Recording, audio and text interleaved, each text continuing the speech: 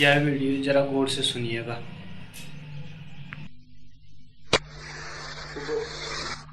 ने चित्त की स्वतंत्रता के संबंध में थोड़ी सी बातें की। एक मित्र ने पूछा है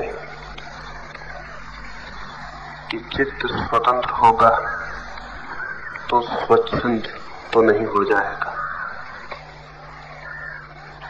हमें स्वतंत्रता का कोई भी पता नहीं।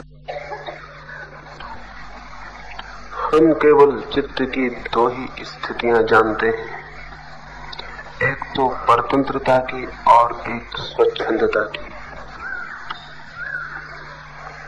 या तो हम गुलाम होना जानते हैं और या फिर उच्छृंखल होना जानते हैं।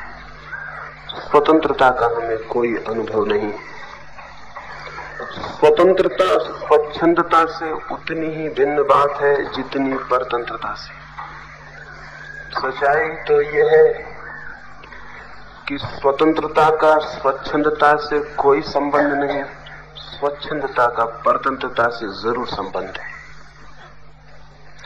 परतंत्र चित्त की जो प्रतिक्रिया है वही स्वच्छंदता है, परतंत्र चित्त का जो विद्रोह है वही स्वच्छंदता है, परतंत्र चित्त का जो विरोध है वही स्वच्छंदता है।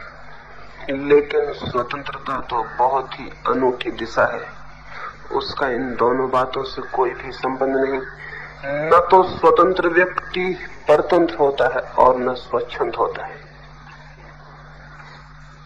तो पहले हम परतंत्रता के संबंध में थोड़ा समझ लें तो शायद स्वच्छंदता के संबंध में भी हमें समझ में आ जाए।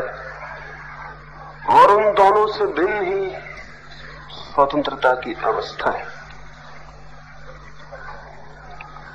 परतंत्रता का अर्थ है चित्त के ऊपर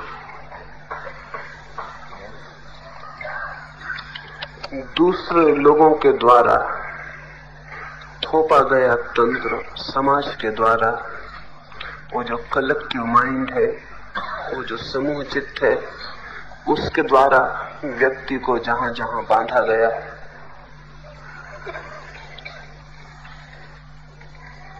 ये जो बंधन है निश्चित ही ये बंधन किसी को भी प्रीतिकर नहीं है। बंधन कभी भी प्रीतिकर नहीं हो सकते। उन बंधनों के प्रति सहज ही भीतर एक विरोध है। उन बंधनों को तोड़ देने की भीतर एक तीव्र बलवती आकांक्षा है। और जब भी व्यक्ति मौका पाता है उन बंधनों को तोड़ता है।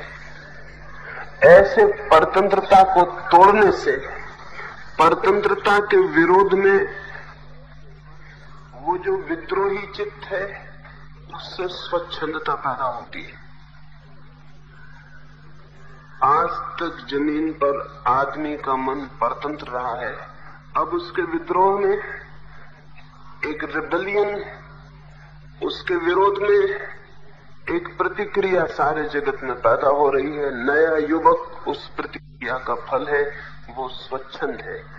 आप जो जो कहते हैं वो उसे केवल इसीलिए करने को तैयार नहीं है क्योंकि आप कहते हैं। कल तक का आदमी तैयार था क्योंकि आप कहते थे।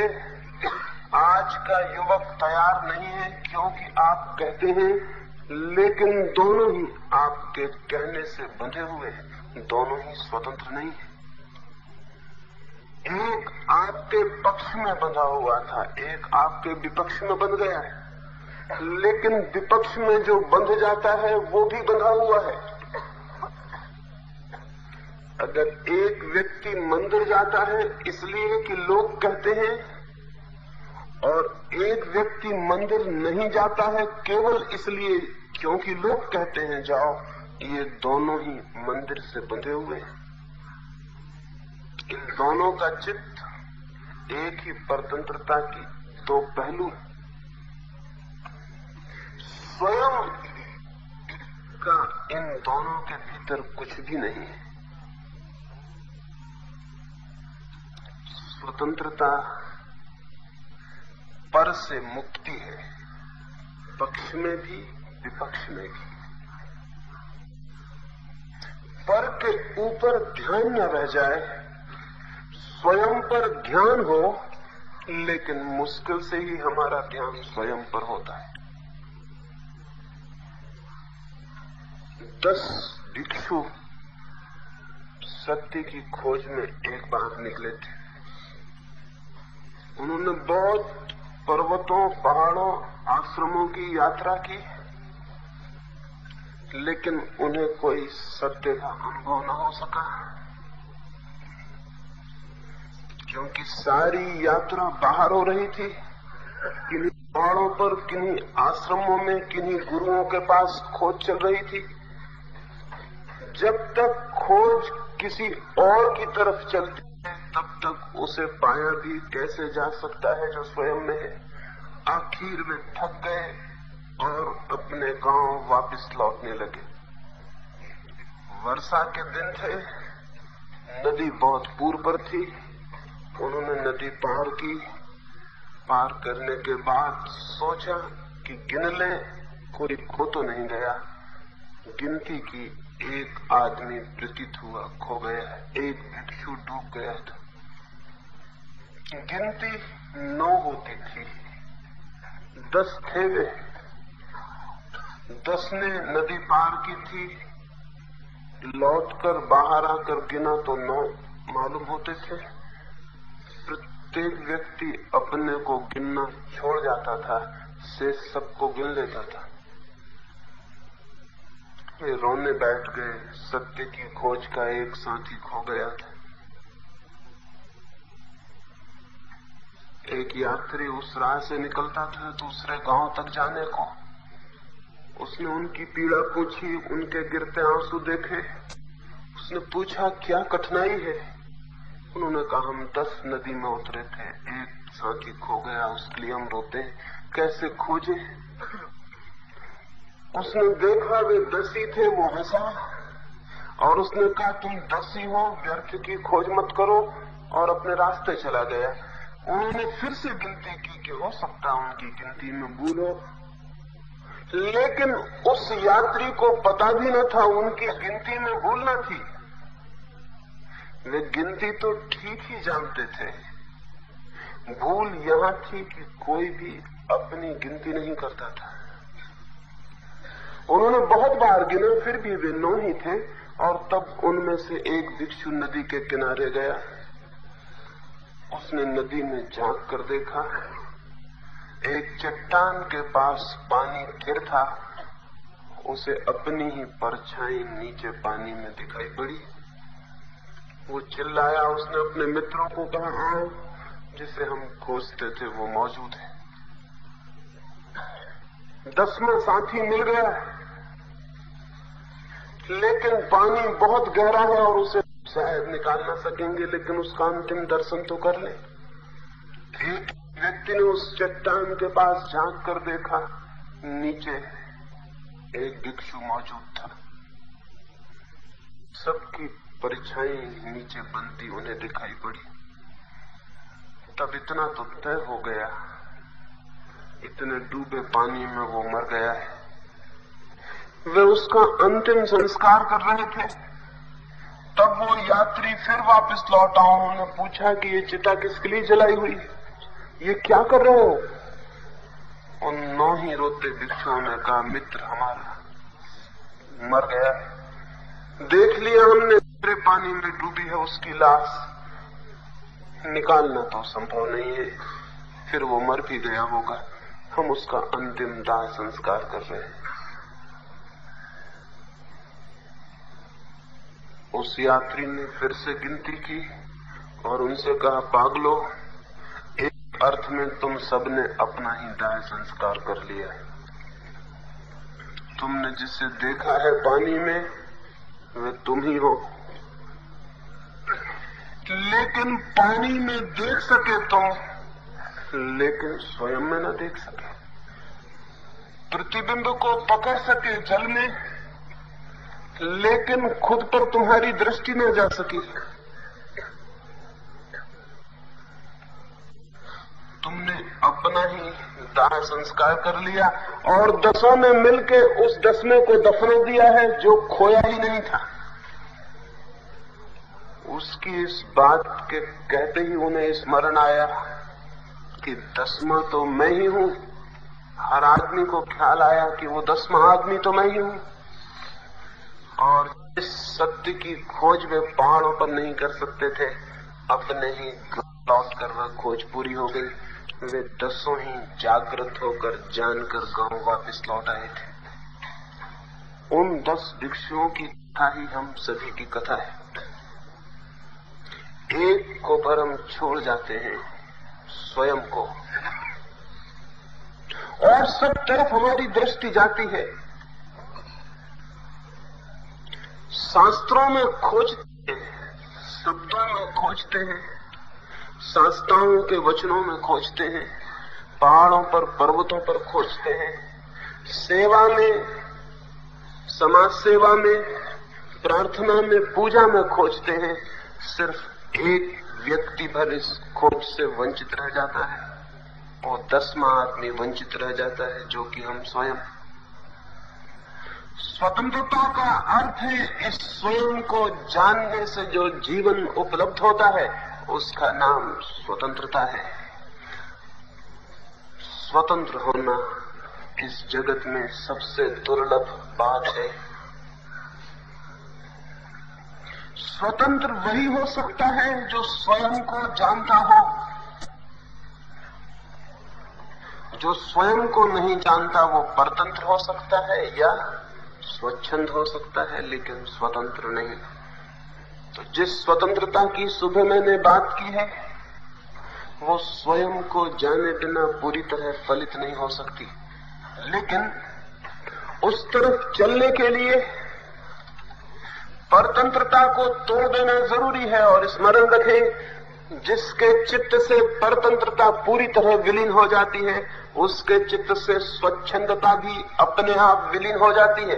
क्योंकि स्वच्छंदता परतंत्रता की छाया शैडो से ज्यादा नहीं है। इस सारे जगत में जो स्वच्छंदता दिखाई पड़ रही है, ये हजारों वर्षों की परतंत्रता का फल है। आपके तथाकथित ऋषियों, मुनियों, साधु संतों, महात्माओं का इसमें हाथ है। जिनने भी मनुष्य के चित्त को परतंत्र बनाया है, उनने ही मनुष्य को अब मजबूर कर दिया स्वच्छंद होने को। ये एक ही सिक्के के 2 पहलू हैं, और मनुष्य को आज तक स्वतंत्र बनाने का कोई प्रयास नहीं हुआ है। तो भय हमारे मन में होता है कि अगर हम स्वतंत्र हुए तो कहीं स्वच्छंद न हो जाएं। स्वतंत्र मनुष्य कभी स्वच्छंद हुआ ही नहीं है। आज तक जमीन पर यह घटना घटी ही नहीं है कि स्वतंत्र चित्त व्यक्ति कभी स्वच्छंद हुआ हो। स्वच्छंद होता है परतंत्र चित्त ही।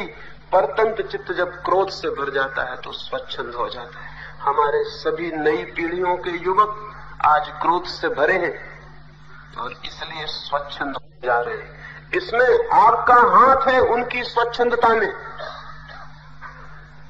हजारों वर्ष की मनुष्य के मन पर लादी गई दास्ता का हाथ है उसमें। जब तक हम इस सत्य को न समझेंगे, तब तक न तो हम मनुष्य को परतंत्रता से बचा सकते और न स्वच्छंदता से। एक विषय सर्कल शुरू होता है। परतंत्र चित्त स्वच्छंद होना चाहता है। स्वच्छंद चित्त को देख के हम घबराते हैं और परतंत्रता को थोपने की कोशिश करते हैं। जितनी हम परतंत्रता थोपते हैं, उतनी स्वच्छंदता प्रतिक्रिया में पैदा होती है। जितनी स्वच्छंदता पैदा होती है, उतने हम भयभीत हो जाते हैं और परतंत्रता के नए आयोजन करते हैं। ऐसा एक दुष्ट चक्र हजारों वर्ष से मनुष्य के ऊपर चल रहा है। अब ये शायद अंतिम घड़ी में पहुंच गया है। शायद परतंत्रता इतनी गहरी हो गई है कि उसके परिणाम में आदमी अब सब बात ही स्वच्छंद हो जाना चाहता है।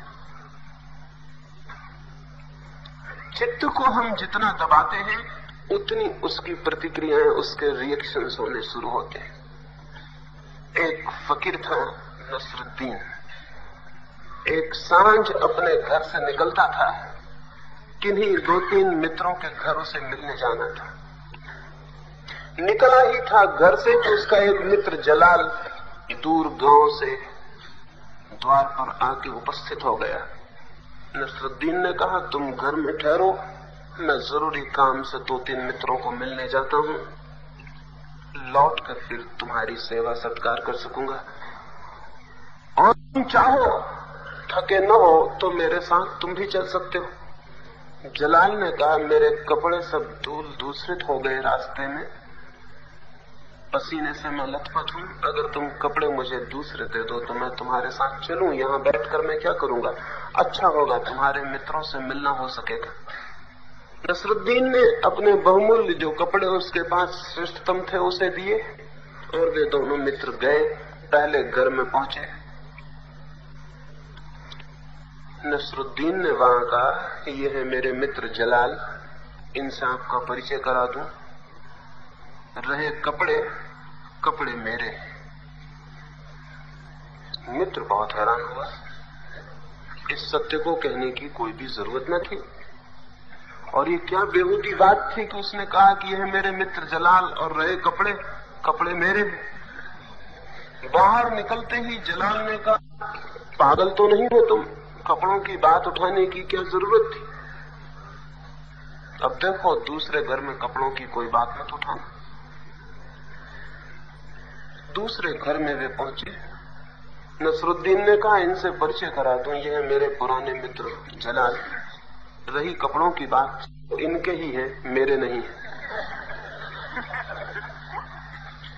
जलाल हैरान हुआ। बाहर निकल के उसने कहा, तुम्हें हो क्या गया।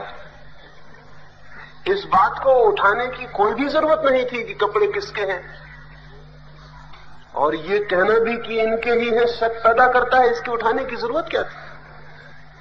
नसरुद्दीन ने कहा, मैं मुश्किल में पड़ गया, वो पहली बात मेरे मन में गूंजती रह गई, उसका रिएक्शन हो गया, उसकी प्रतिक्रिया हो गई, सोचा कि गलती हो गई, मैंने कहा कपड़े मेरे हैं, तो मैं क्या सुधार कर लूं, कह दूं कि कपड़े इन्हीं के।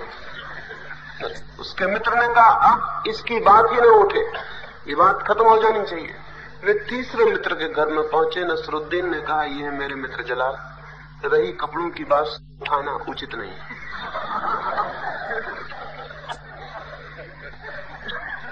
अपने मित्र से पूछा, ठीक है ना, कपड़ों की बात उठानी बिल्कुल उचित नहीं, कपड़े किसी के भी हो, क्या लेना देना, मेरे हो कि इनके हो, कपड़ों की बात उठानी उचित ही नहीं। बाहर निकलकर उसके मित्र ने कहा, मैं तुम्हारे साथ और नहीं जा सकूंगा, मैं हैरान हूं, तुम्हें हो क्या रहा है। उस नसरुद्दीन, मैं अपने ही जाल में फंस गया हूं,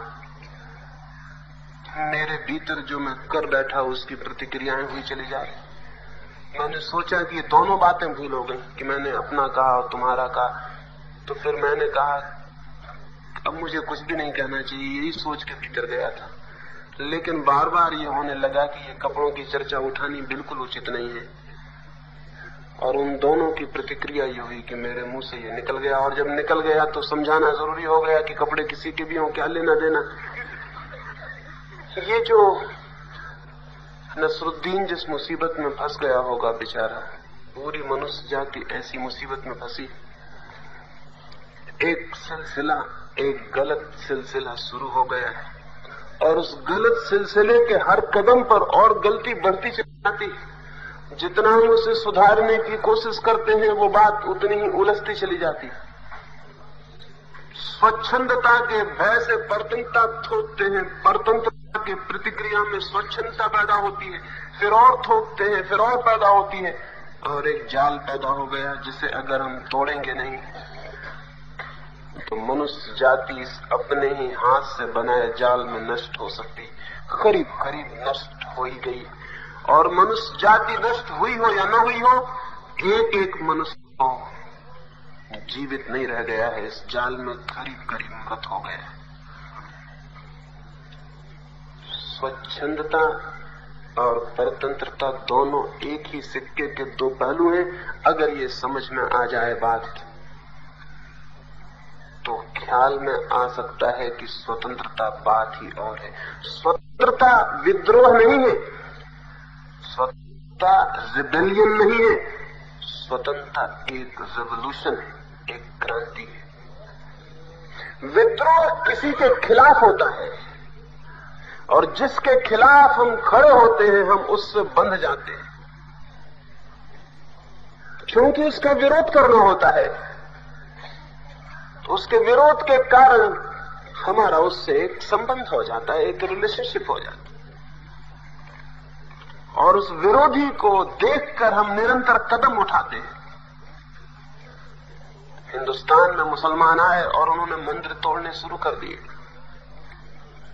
मंदिर तोड़ने की वजह से वे मंदिरों से बंध गए, उतने ही जितने के मंदिरों को बनाने वाले बंधे हुए थे।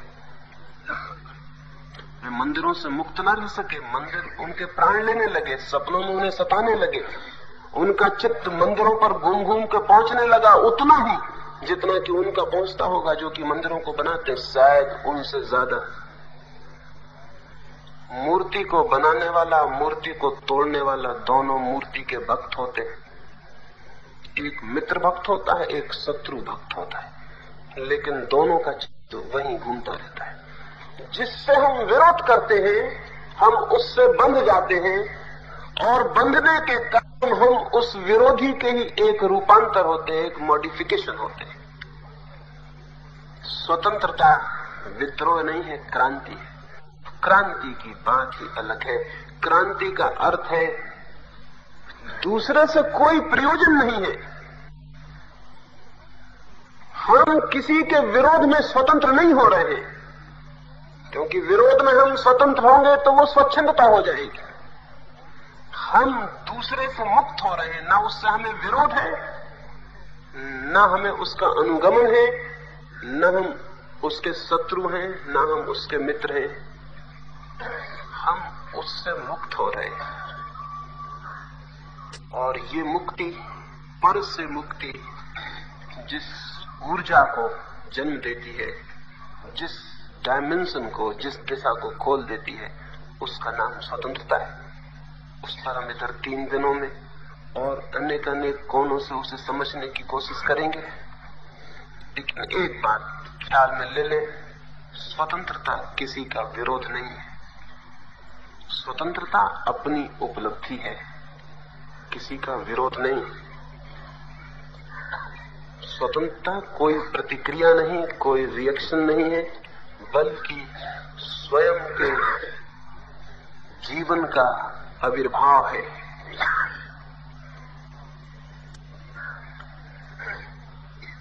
आप मुझसे कहें कि मैं एक गीत गाऊं और मैं गीत गाऊं तो मैं आपसे बंधा हूं।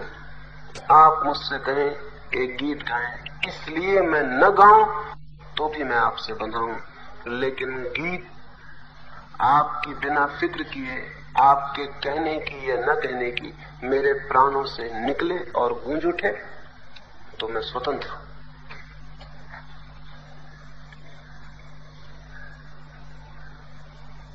स्वतंत्रता मेरे भीतर से आने वाला तत्व है, आपसे आने वाला नहीं। और स्वतंत्रता में ही हम आत्मा को जानने पर समर्थ हो पाते हैं, क्योंकि स्वतंत्रता सब बाहर के आरोपण, बाहर के आवरण, बाहर की जबरदस्तियां, बाहर की प्रतिक्रियाएं, इन सब के गिर जाने पर उपलब्ध होती है। और उस स्वतंत्रता की भूमि में ही स्वयं का, निज का क्रमशः दर्शन उपलब्ध होता है। स्वतंत्रता के लिए इसलिए मैंने सुबह आपसे बात की। उसी संबंध में एक मित्र ने और पूछा है। मैंने कहा कि हम सभी शास्त्रों से स्वतंत्र हो जाएं, तो शायद उन्हें लगा होगा कि मैं शास्त्रों का विरोधी हूं। शास्त्र तो इतने व्यर्थ हैं कि उनके विरोध करने की भी कोई जरूरत नहीं। विरोध करने से भी उनको बल मिलता है। विरोध भी हम उसका करते हैं जिसमें कोई जीवन हो, जान हो। छायाओं का कौन विरोध करेगा? प्रतिध्वनियों का कौन विरोध करेगा? शास्त्रों का मैं विरोधी नहीं हूं, क्योंकि अगर मैं विरोधी हो जाऊं तो मैं शास्त्रों का किसी न किसी रूप में प्रचारक हो गया, क्योंकि विरोध भी प्रचार है। सच्चाई तो यह है कि आज तक दुनिया में हमेशा विरोधी प्रचार सिद्ध हुआ है। क्राइस्ट को अगर कुछ समझ यहूदियों ने न मारा होता तो शायद क्रिश्चियनिटी कहीं भी न होती। वो विरोध प्रचार बन जाता है। मैं कोई शास्त्र का विरोधी नहीं हूं। शास्त्र इतनी व्यर्थ चीजें हैं कि उनका विरोध मैं क्यों करूंगा। विरोधी करना होगा तो और किसी चीज का कर सकता हूं। शास्त्र बेजान, उनसे क्या विरोध करना है। जो मैंने कहा वो इसलिए नहीं कि मैं शास्त्र विरोधी हूं, बल्कि इसलिए कि मैं सत्य का प्रेमी हूं और सत्य शब्द न कभी मिला है और न मिल सकता है। वे शब्द चाहे वेद के हों, चाहे गीता के, चाहे बाइबल के, चाहे मेरे, चाहे किसी और के, शब्दों से कभी कोई सत्य उपलब्ध नहीं हो सकता है। सत्य तो वहां उपलब्ध होता है जहां चित्त निशब्द हो जाता है, जहां चित्त में कोई शब्द नहीं रह जाते। तो सभी शास्त्र शब्द हैं और शब्दों को अगर हम आग्रह से पकड़ेंगे तो हम निशब्द कभी भी ना हो सकेंगे, हम मौन कभी भी ना हो सकेंगे। हमारे भीतर से सारे शब्दों का गूंज अनुगूंज कभी समाप्त ना हो सकेगी। गीता गूंजती ही रहेगी, वेद गूंजते ही रहेंगे, उपनिषद गूंजते ही रहेंगे और ये जो प्रतिध्वनियां हैं हमारे चित्त में, ये कभी हमें उस शून्य को उपलब्ध न होने देंगी जहां सत्य का साक्षात हो सकता है। शास्त्रों को पकड़ लेने वाला चित्त फोटोग्राफ की तरह है। कोई कैमरे से आपका चित्र उतार लेता है तो भीतर जो फिल्म है वो पकड़ लेती है उस चित्र को, पकड़ते से व्यर्थ हो जाती, फिर उसका कोई और उपयोग नहीं रह जाता। दर्पण पर भी आपका चित्र बनता है लेकिन दर्पण पकड़ता नहीं, इसलिए आप हट जाते हैं, दर्पण फिर खाली और मौन हो जाता है। इसलिए दर्पण निरंतर उपयोगी बना रहता है, दर्पण निरंतर जीवित बना रहता है। फोटोग्राफ एक दफे में खत्म हो जाता है। और अगर एक ही फोटोग्राफ पे हम कई चित्र ले लें तब तो फिर समझने मुश्किल हो जाता है कि वहां क्या है।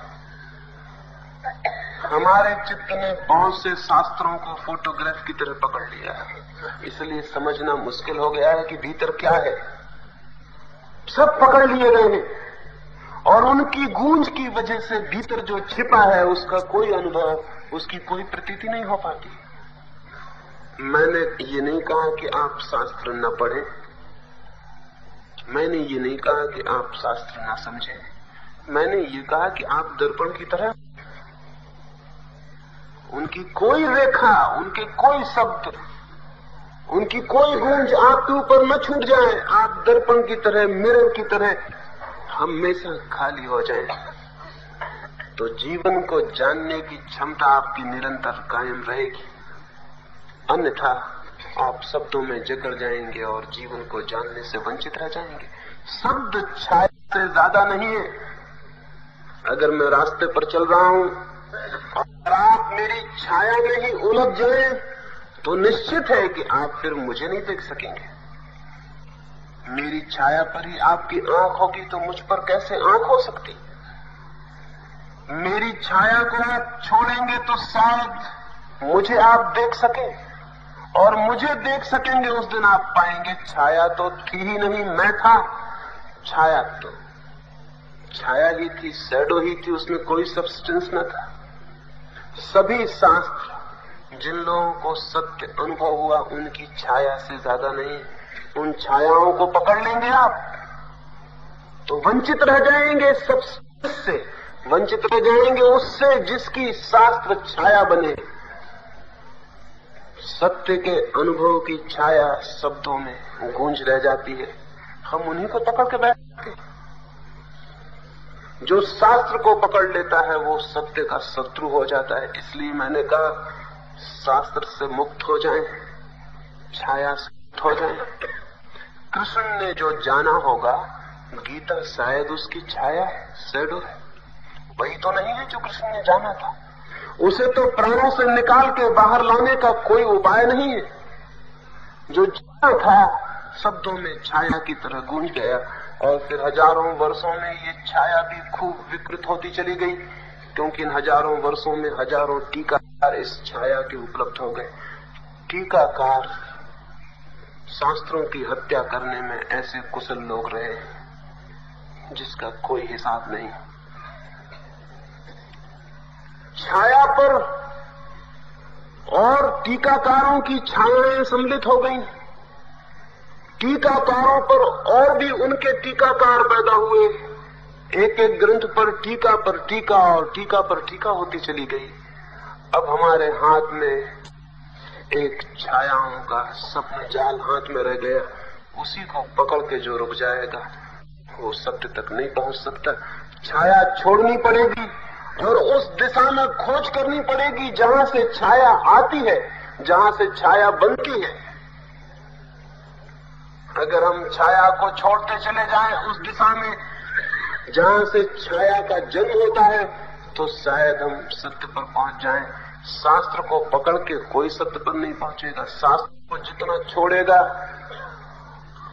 उतना शास्त्र के पीछे हटेगा, शब्द को छोड़ेगा, निशब्द की तरफ बढ़ेगा, किसी दिन उसे सत्य उपलब्ध हो सकता है।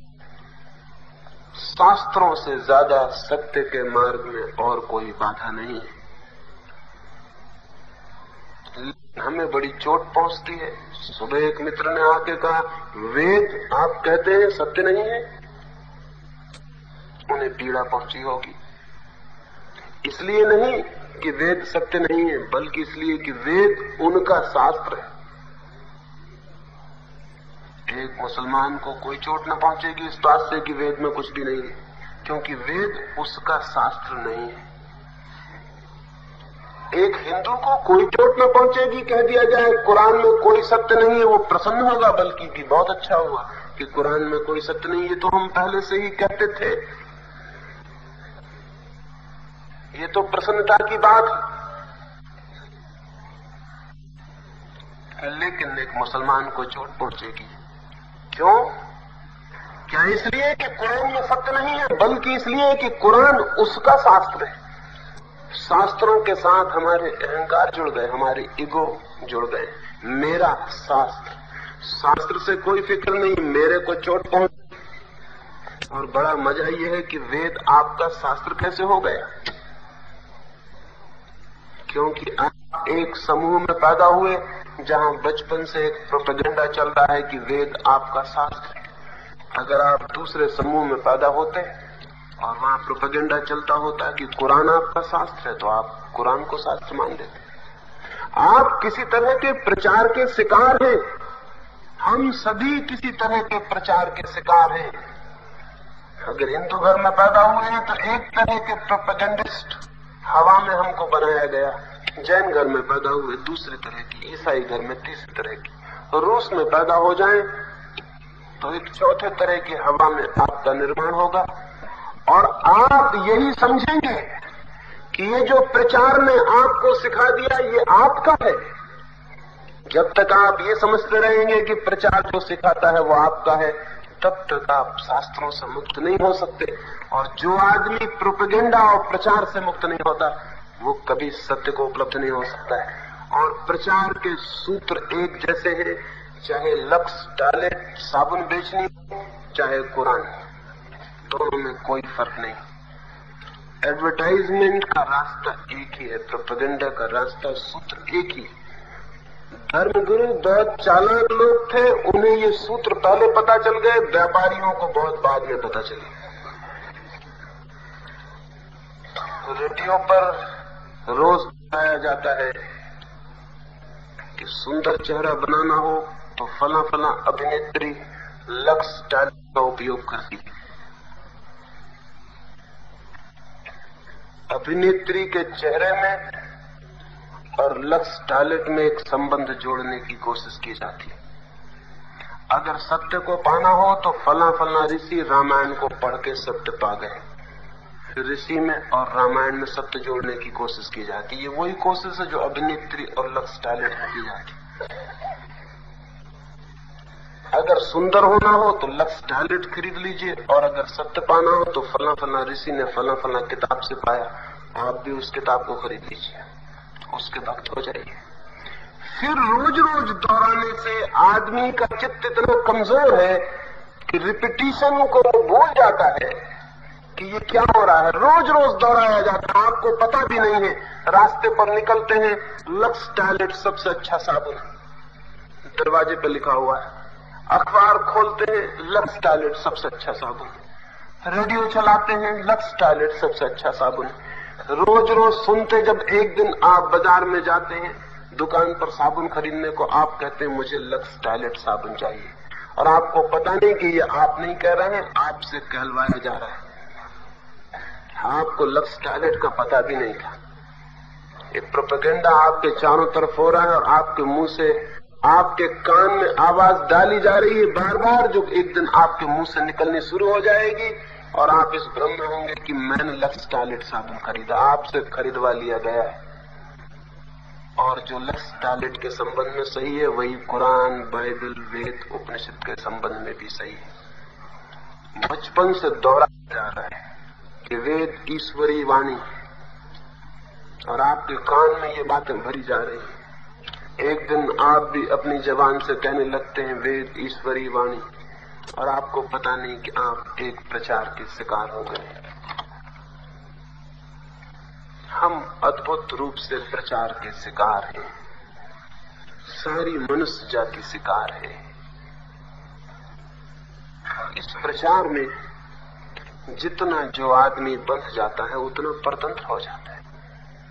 तो मैं शास्त्रों का विरोधी नहीं हूं, लेकिन यह आपको कह देना चाहता हूं कि आपको भी शास्त्रों से कोई मतलब नहीं है। आप सिर्फ प्रचार के शिकार हो गए हैं और कुछ भी नहीं। आपके घर में, हिंदू घर में एक बच्चा पैदा हो, उसको मुसलमान के घर में रख दीजिए, वो बड़े होने पर वेद को ईश्वरी वाणी नहीं कहेगा। हालांकि हिंदू घर में पैदा हुआ था, खून हिंदू था। सच तो ये कि पागलपन की बातें हैं, खून भी कहीं हिंदू होता है, कि हड्डियां हिंदू होती हैं, मुसलमान होती हैं। हिंदू होना भी एक प्रचार है। वो मुसलमान घर में रखा गया, मुसलमान हो जाएगा। ईसाई घर में रखा गया, ईसाई हो जाएगा। इसलिए सभी धर्मगुरु बच्चों में बहुत उत्सुक होते हैं, स्कूल खोलते हैं, धर्म स्कूल खोलते हैं, क्योंकि बच्चे मौका है जहां प्रचार को दिमाग में डाला जा सकता है और जीवन भर के लिए उन्हें गुलाम बनाया जा सकता है। जब तक जमीन पर एक भी ऐसा स्कूल है जो धर्म की शिक्षा देता है, तब तक जमीन पर बड़े पाप करते रहेंगे। क्योंकि बच्चों को जकड़ने की, गुलाम बनाने की वहां सारी योजना की जा रही। तो मैंने जो कहा, इसलिए नहीं कहा कि किन्हीं किताबों से मुझे कोई दुश्मनी है, मुझे किताबों से क्या लेना देना, लेकिन सच्चाइयां तो समझ लेनी जरूरी है। उन्हीं मित्र ने, एक और मित्र ने पूछा है कि हमारे संत महात्मा ऋषि मुनि जो कहते हैं, क्या वो सब गलत है? मैंने तो नहीं कहा कि वो सब गलत है। मैंने तो इतना ही कहा कि आप उसे पकड़ लें तो ये पकड़ लेना गलत है। ऋषि मुनियों से मुझे कोई वास्ता नहीं, क्योंकि ऋषि मुनि बड़े खतरनाक होते हैं, उनसे वास्ता रखना खतरनाक है। अभी हिंदुस्तान के ऋषि मुनि और शंकराचार्य हाई कोर्टों में मुकदमा लड़ते, उनसे दोस्ती रखना, उनकी बात ही करना खतरनाक है। लेकिन आप किसको ऋषि कहने लगते हैं, किसको मुनि कहने लगते हैं, और कैसे आप पता लगा लेते हैं? आपके पास जांच क्या है, मापदंड क्या है, आपके पास कसौटी क्या है कि फलाना आदमी ऋषि है और मुनि है? सिवाय प्रोपेगेंडा के और तो कोई कसौटी नहीं मालूम पड़ती। रामकृष्ण को हिंदू तो कहेंगे कि परमहंस है, लेकिन किसी जैन से पूछे, वो कहेंगे कैसे परमहंस, मछली खाते हैं। उसकी कसौटी में बिल्कुल ना उतरेंगे, वो कहेंगे इनसे तो एक साधारण जैन ही अच्छा, कम से कम मछली तो नहीं खाता, मांसाहार तो नहीं करता। ये कैसे संत, किस प्रकार के संत है? अगर एक दिगंबर जैन से पूछो कि क्राइस्ट ज्ञान को उपलब्ध हो गए हैं। वो कहेंगे कैसे उपलब्ध हो गए? महावीर तो नग्न खड़े हुए हैं, ये आदमी तो कपड़े पहने हुए हैं। तो कपड़े पहने हुए आदमी भी कहीं ज्ञान को उपलब्ध हो सकता है? झूठी है ये बात, ये नहीं हो सकता। कसौटियां भी हमारे हजारों साल के प्रचार से निर्मित हो गई, और जिसको बचपन से जो कसौटी पकड़ गई वो उसी पर तौल रहा है कि कौन ऋषि है कौन मुनि है। अपना हमें पता नहीं कि हम क्या है, और हम ये भी तय कर लेते हैं कि कौन ऋषि है कौन मुनि है, कौन परमहंस है कौन ज्ञानी, और झगड़ते भी हैं इस बात पर कि फला आदमी तीर्थंकर है और फला आदमी भगवान का अवतार है, फला आदमी ईश्वर का पुत्र है। और अगर कोई इनकार कर दे तो ये झगड़े की बात है। कैसे आप पता लगा लेते हैं? किसने आपको बताया? मेरे एक मित्र थे, एक छोटे मोटे महात्मा थे, वे भी से महात्मा हमारे यहां होते ही हैं। वे गांव में चंदा मांगने गए थे, मैं भी उस गांव में था। उन्होंने चंदा दिन भर मांगा, वो कोई 15-20 रुपए मुश्किल से इकट्ठा कर पाए। वो मुझसे बोले कि इससे ज्यादा तो कुछ होता नहीं। मैंने कहा आप बिल्कुल गलत ढंग से चंदा वसूल करते हैं, आपको कौन चंदा देगा? पहले ऋषि मुनि हो जाइए फिर चंदा मिल सकता है। मैंने उनसे कहा 10-15 लोगों को पहले कहिए कि एक महात्मा जी आए हुए हैं, सारे गांव में खबर करिए कि महात्मा जी आए, फिर 10-25 लोग आपके साथ जाएं कि महात्मा जी आए, फिर चिंता हो सकता है। उनकी बात समझ में आ गई। उनके 10-15 लोगों ने गांव में प्रचार किया कि बहुत बड़े महात्मा आए हुए हैं। जिन दुकानों पर उनको 4 आने बामुश्किल दुकानदार ने दिए थे इसलिए ताकि यहां से हटे, उसी दुकान पर उनको बहुत रुपए भी मिले। उसने पैर भी छुए, उनके गले में माला भी डाली। उन्होंने 2-4-8 दिन में वहां सैकड़ों रुपए इकट्ठे किए। तो मैं उनसे कहा आदमी को रुपए नहीं मिलते, ऋषि मुनि को मिलते हैं, और ऋषि मुनि प्रोपेगेंडा के बिना तैयार नहीं होता, उसको तैयार करना पड़ता है, उसकी हवा फैलानी पड़ती है, उसका प्रचार करना पड़ता है, उसको बताना पड़ता है कि महात्मा है, परम ज्ञानी है, ये है वो। और जिससे लक्ष्य टॉयलेट को बनाना पड़ता है, उसको बनाना पड़ता है। सारे ऋषि मुनि प्रचार के इस खेल को, इस जाल को समझदार आदमी अपने चित्त से तोड़ देना चाहिए। मार्क ट्वेन ने अपने संस्मरणों में लिखा है कि मैं एक बहुत बड़े नगर में बोलने गया, कुछ मित्रों से गपशप करने में सांझ हो गई, बोलने का वक्त करीब आ गया और मैं उस दिन भूल ही गया दाढ़ी बनाना। तो मैं एक नाई बाड़े में गया, नाई दुकान बंद ही कर रहा था। मैंने उससे कहा कि भाई 1-2 क्षण रुक जाओ, मेरी दाढ़ी बना दो। उसने कहा क्षमा करिए, मैं मार्क ट्वेन का भाषण सुनने जा रहा हूं, और मेरे मन में इतना आदर है उस व्यक्ति के लिए कि अब मैं एक क्षण यहाँ नहीं रुक सकता। अगर वहां देर से पहुंचा तो शायद हॉल के बाहर ही खड़ा रहना पड़े, या भीतर भी बच जाऊं तो खड़ा रहना पड़े। मैं जल्दी ही जाना चाहता हूं, आप क्षमा करें, आप कहीं और बोलने वाले हो। मार्क ट्वेन ने कहा ठीक ही कहते हो, ये मार्क ट्वेन का बच्चा जहां भी भाषण करता है वहां जो लोग देर से पहुंचते उनको तो खड़ा रहना ही पड़ता है, लेकिन मुझे हमेशा ही खड़ा रहना पड़ता है।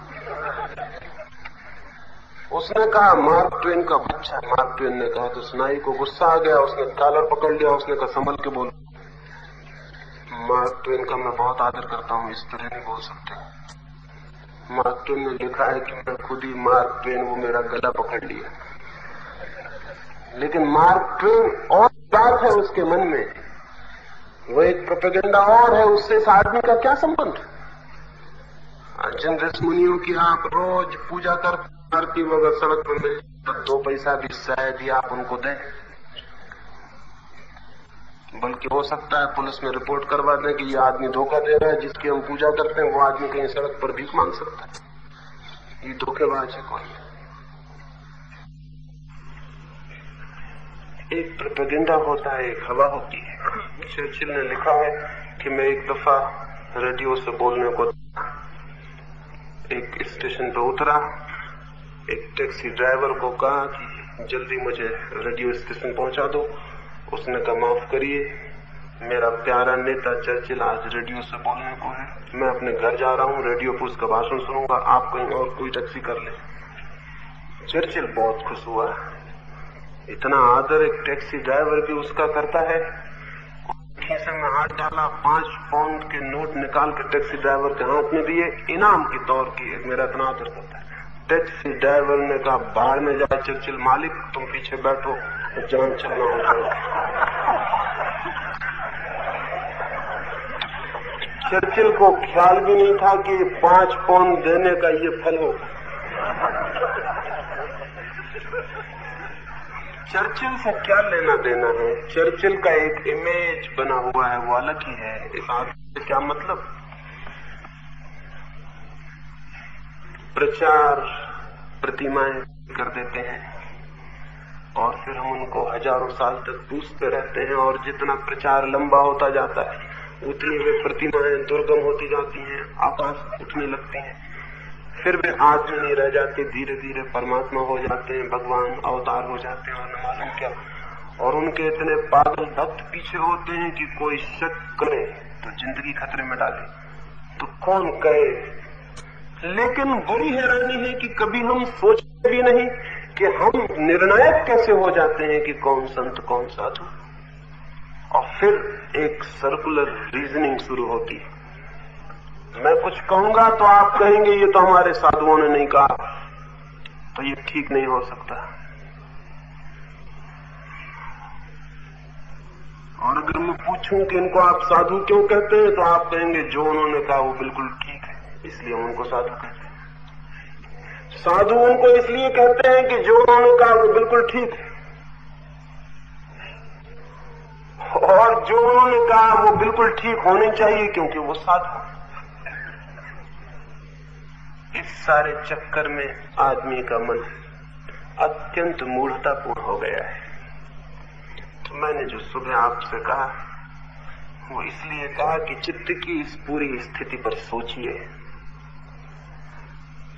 विचार करिए कि हमारा चित्त क्या कर रहा है। हम कहीं प्रचार के शिकार तो नहीं है।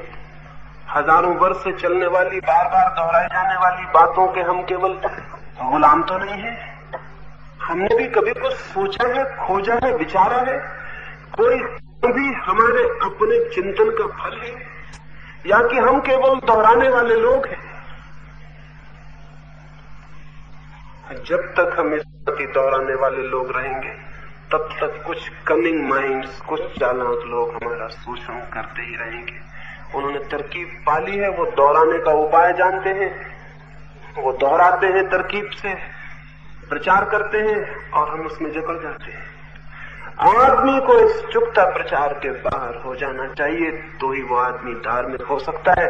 क्योंकि धार्मिक आदमी चिंतन करता है, सोचता है, अनुभव करता है, अंधे होकर मान नहीं लेता है। और हम सब अंधे, हमने अंधे होकर सब बातें मान ली। इस निरंतर मानने का ये फल हुआ है कि हमारे भीतर जानने की जिज्ञासा की हत्या हो गई। क्योंकि जानना तो तभी शुरू हो सकता है जब हम मानने पर थोड़ा शक करें, संदेह करें, मानने को इनकार करें, कह दें अपने मन से कि हम नहीं मानेंगे, हम जानना चाहते हैं, हम खोजना चाहते हैं। अगर इतना बल और हिम्मत दिखाएं तो शायद किसी दिन आप भी जान सकें, अन्यथा नहीं जान सकते। और एक आदमी इस जाल में होता तो कोई कठिनाई भी न थी। पूरे मनुष्य का मन इस जाल में ग्रसित है, और ये जाल हटता नहीं, क्योंकि जाल के ठेकेदार और दावेदार बड़े फायदे में हैं इस जाल की वजह से। उनका बड़ा हित है, बड़ी उन्हें सुविधा है, और उन्होंने हजारों वर्ष की जो दुकान लगा ली उसकी बड़ी क्रेडिट है, उसका वो पूरा फायदा ले रहे हैं। तो कौन इसे तोड़ेगा? और नहीं ये टूटेगा तो आदमी जैसा अब तक जिया है गुलाम, आगे भी उसे गुलाम ही जीना पड़ेगा। अब तक बहुत खतरा न था इस गुलामी से, अब खतरे बहुत बढ़ रहे हैं, क्योंकि व्यापारियों को भी पता चल गया, राजनीतिज्ञों को भी पता चल गया कि आदमी को फंसाने के बड़े आसान रास्ते हैं। अब वो सब यही उपयोग कर रहे हैं। हिटलर ने अपनी आत्मकथा में स्पष्ट ही लिखा है कि मैंने बहुत दिनों के अनुभव से ये जाना कि सत्य और असत्य में एक ही फर्क है। जो असत्य बहुत बार जनता के सामने दोहराया जाता है तो वो सत्य हो जाता है। बस बार बार दोहराने का सवाल है। फिक्र न करो, दोहराए चले जाओ, दोहराए चले जाओ। धीरे धीरे वो मन भूल जाएगा कि ये बात सच थी। बार बार सुनने से, परिचित होने से खुद ही भूल जाएगा। यहां तक होता है कि जो आदमी खुद प्रचार करता है, जब बात बहुत प्रचारित हो जाती है तो वो खुद शक में आ जाता है कि कहीं ये सच तो नहीं है। ऐसा मैंने सुना है। एक दफा ऐसी घटना हो गई। एक आदमी जो कि एक बहुत बड़ा विज्ञापन सलाहकार था, एक्सपर्ट था एडवर्टाइजमेंट का, वो मरा। वो स्वर्ग के द्वार पर पहुंचा। ईसाइयों का स्वर्ग रहा होगा, सेंट पीटर वहां दरवाजे पर होते हैं। तो सेंट पीटर ने कहा, मां से तुम हो कौन? उसने कहा, मैं एक विज्ञापन का विशेषज्ञ हूं। सेंट पीटर ने कहा, विज्ञापन वाले लोगों का कोटा स्वर्ग का पूरा हो गया, 25 आदमियों से ज्यादा हम नहीं लेते, आपको दूसरी जगह जाना पड़ेगा। और दूसरी जगह यानी नरक। 25 हो गए। उस विज्ञापन दाता ने कहा कि सेंट पीटर, तुम्हारे हम अखबारों में फोटो छपवा देंगे, कोई रास्ता नहीं हो सकता, कोई उपाय नहीं हो सकता कि मैं इसी जगह आ जाऊं? सेंट पीटर ने कहा, फोटो बड़े छपवाने पड़ेंगे, ठीक से रास्ता बन सकता है। 24 घंटे का मैं तुम्हें मौका देता हूं। तुम 25 विज्ञापन दाताओं में से किसी एक को राजी कर लो, तुम्हारी जगह वहां चला जाए, तुम यहां आ जाओ। उसने कहा 24 घंटे बहुत है। वहां आदमी भीतर गया। उसने जाके पूरे स्वर्ग में अफवाह उड़ानी शुरू की कि नरक में एक बहुत नया अखबार निकल रहा है, उसके लिए बहुत अच्छे विज्ञापन एक्सपर्ट्स की जरूरत है। शैतान ने एक बहुत ही बड़ी एजेंसी खोली हुई है विज्ञापन की। सब जगह उसने अफवाह उड़ा दी। दूसरे दिन 24 घंटे पूरे होने को वो सेंट पीटर के पास गया। उसने कहा कि भाई कुछ हुआ? उसने कहा, क्या आश्चर्य कर दिया तुमने, तो हैरानी कर दी, 25 ही चले गए। वो आदमी बोला, 25 ही चले गए? उसने कहा, माफ करो, मैं भी जाता हूं। अफवाहों का कोई भरोसा नहीं, सच भी हो सकती है बात। जब 25 चले गए तो मैं भी अब जाता हूं, मैं भी यहाँ नहीं रह सकता। कमजोर है हमारा मन। बार बार दोहराने से खुद भी आदमी झूठ को बार बार दोहराए, कुछ दिनों में वो खुद ही भूल जाता है कि मैंने इसकी यात्रा झूठ की तरह शुरू की थी, वो सच हो जाता है। मनुष्य के सामने हजारों सत्य इसी भांति खड़े हुए हैं जो असत्य है, और प्रचार ने जिन्हें सत्य की गरिमा दे दी। सच तो ये है,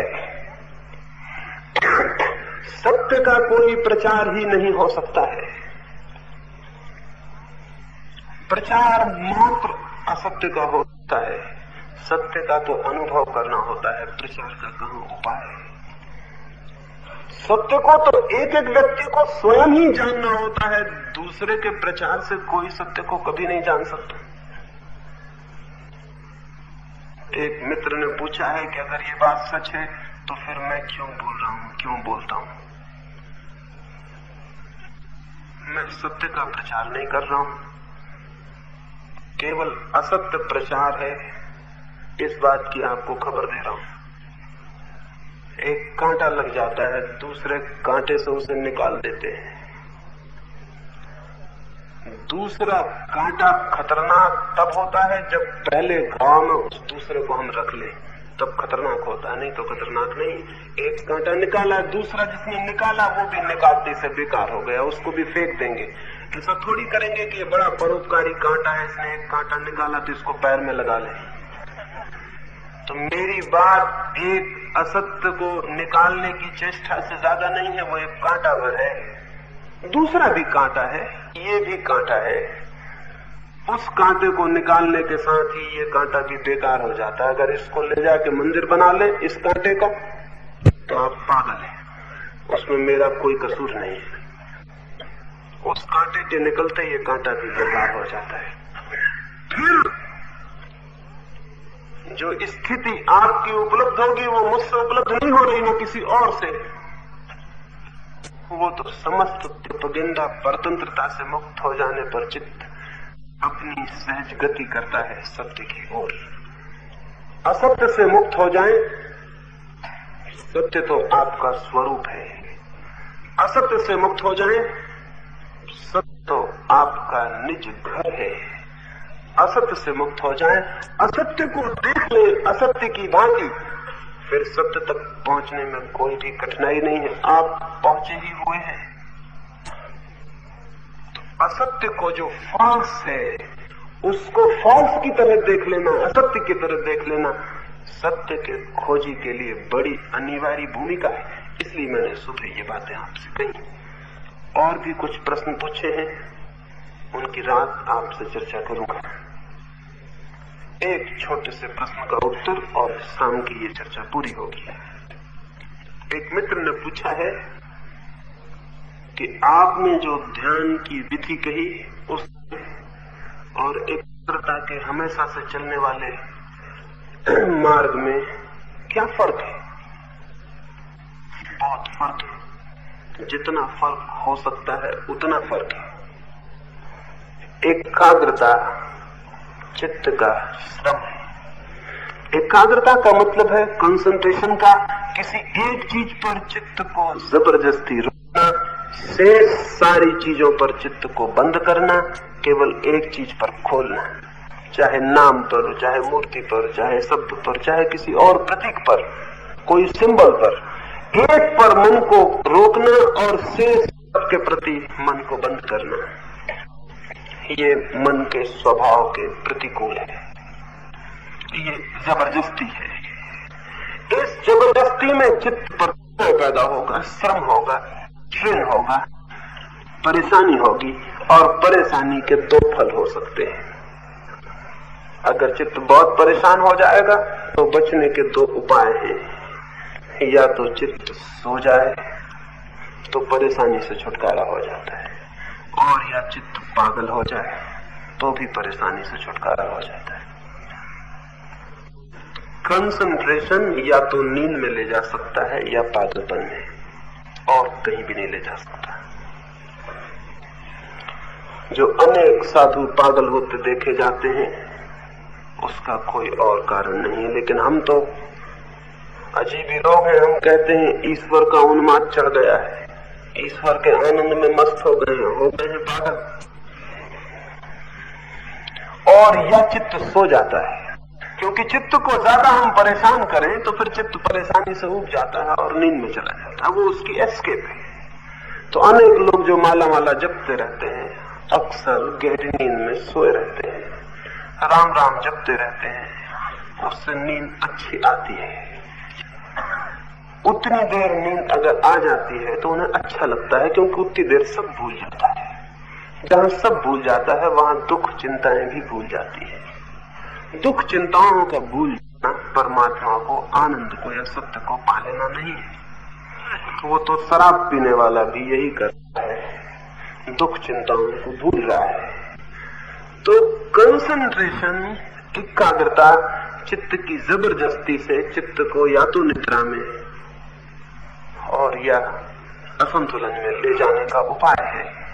इस पर हम कल सुबह जब ध्यान के लिए बात करेंगे तो और विचार कर सकेंगे। लेकिन जिसे मैं ध्यान कह रहा हूं वो कंसंट्रेशन नहीं है, वो एकाग्रता नहीं है, वो केवल सहज जागरूकता है। जागरूकता का अर्थ एक चीज के प्रति नहीं, समस्त के प्रति केवल जागे हुए होना है। और जागरूकता का कोई भी उपाय नींद में ले जाने वाला नहीं हो सकता है, क्योंकि जागरूकता नींद से बिल्कुल विपरीत है। और क्योंकि जागरूकता में कोई तनाव, कोई टेंशन का कोई कारण नहीं है, क्योंकि तनाव जब पैदा होता है जब हम चुनाव करते हैं। जब हम चुनाव ही नहीं करते और सब चीजों के प्रति सरलता से जागते हैं, दबाव नहीं डालते मन पर, तो मन के विक्षिप्त होने का भी कोई कारण नहीं है। मन स्वस्थ होता है जागरूकता से, और जो जागरूकता को उपलब्ध हो जाता है उसके चित्त में ना तो चंचलता रह जाती है और चंचलता न रह जाने के कारण एकाग्र करने की कोई जरूरत भी नहीं रह जाती। उसका चित्त तो सहज ही किसी भी चीज पर पूरे रूप से जाग जाता है। एकाग्रता की जरूरत ही इसलिए पड़ती है कि हमारा चित्त एक चीज पर जाग नहीं पाता है, इसलिए हम सब तरफ से सुला के एक तरफ जगाने की कोशिश करते हैं। इस पर हम कल सुबह और विचार कर सकेंगे। आपके और जो प्रश्न हो वो आप पहुंचा देंगे, रात हम उनकी बात करेंगे और रात्रि उस चर्चा के बाद रात्रि के ध्यान के लिए बैठेंगे। दोपहर की ये बैठक समाप्त हुई।